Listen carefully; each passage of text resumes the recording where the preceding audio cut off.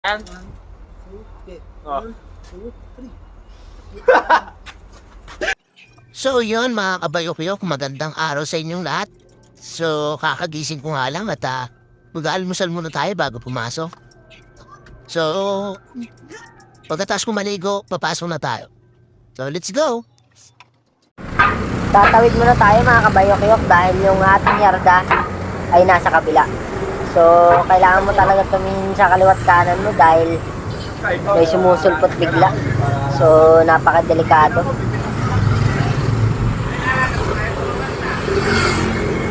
So, yun, kung napapansin nyo, nakakulay pula na yan. Kasamahan ko rin yan sa Lugman. So, yun nga pala.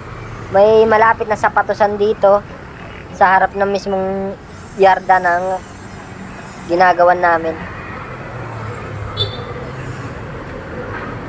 So, kung gusto niyo mamili, dito lang sa Valenzuela. So, kailangan muna namin dito mag-in. So, yun mga kabayok-yok, kakatapos nga lang natin mag-face scan. So, kitang-kita nyo na, napakalawak. So, ang ganda-ganda na sikat ng araw ngayon. Kaso nga lang, umaga pa lang, sobrang init na talaga. So yun nga mga kabayok-yok, binigyan agad tayo ng schedule. So aantay lang natin yung bumaba, yung pinaka-boom ng unit. So ito nga pala yung ginagamit naming grasa na panlagay sa mismong boom. So aantayin lang natin ibaba ng operator yung pinaka-boom.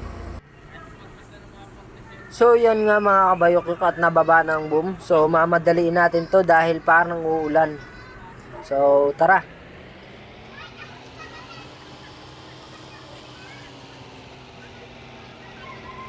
So ganito nga lang kami maglagay ng mga grasa sa boom.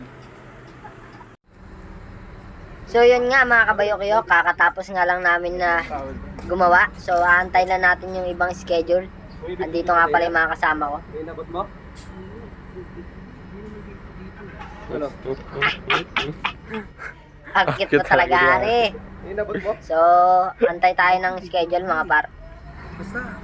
So yun nga, break time na muna natin mga kabayok-yok. So dito muna tayo sa pinaka-cute na Lubman. Ganda mata mo naman dyan, Hari. Asos. Tames.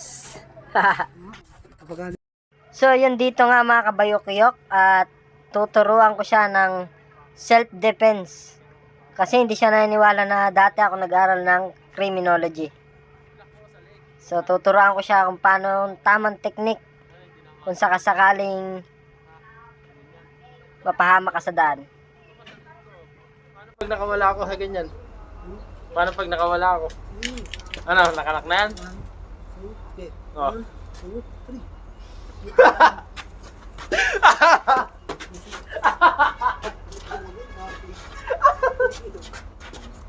Hirap mo sa camera to. Hirap mo. So yun nga mga kabayok-yok, dito muna kaming tatambay sa ilalim dahil break time pa namin.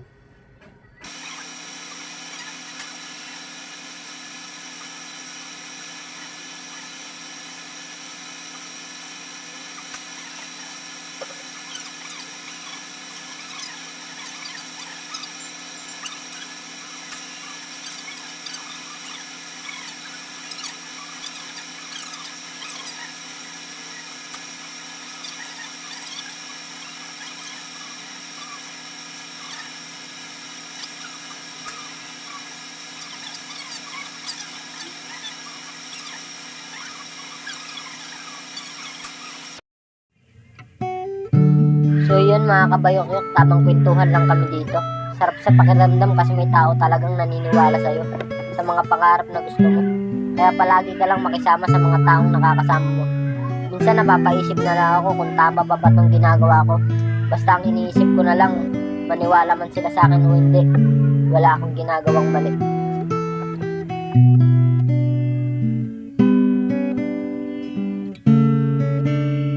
So yun mga kabayok-yok, hanggang dito na lang ulit ang ating video. Maraming salamat sa mga nanonood.